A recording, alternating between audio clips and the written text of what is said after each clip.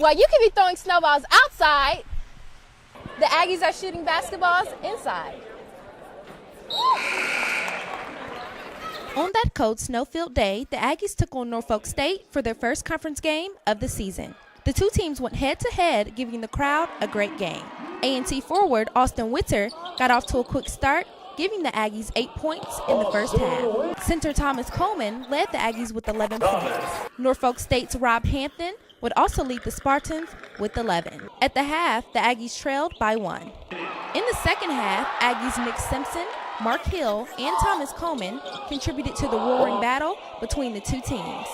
Norfolk State's Cal O'Quinn powered the Spartans with 27 points and 18 rebounds. Thomas Coleman hit this free throw to tie the game at 72.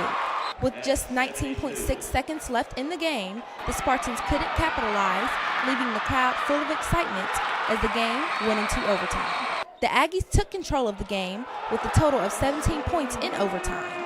The veterans stepped up to give the Aggies another victory with the final score 89-81. Coleman finished with 24 points, 14 rebounds, and 4 blocks as he topped his performance last Monday against the UNCG Spartans, setting a new career high.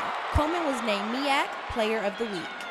It was a bad week to be a Spartan as the Aggies beat the UNCG Spartans and the Norfolk State Spartans for their first conference game of the season. I am Ashley Washington with your Aggie Sports Report.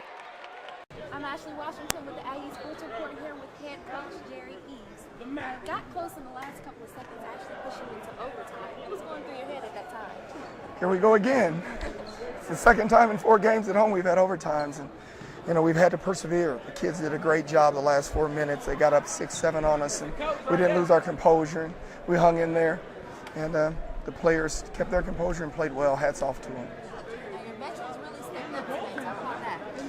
Mark and Thomas Coleman played a tremendous last 8 minutes down the stretch. Made big plays, hit big shots. Thomas, big follow-ups, rebounds, defensive stops. We got the best kids. I say it all the time. The best young men to be around. They do what they're supposed to do all the time.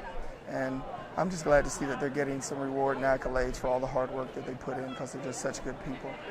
Talk about your defense. Well, we're trying to rely on it, but Norfolk played so well. They shot the ball so well. Hats off to Norfolk.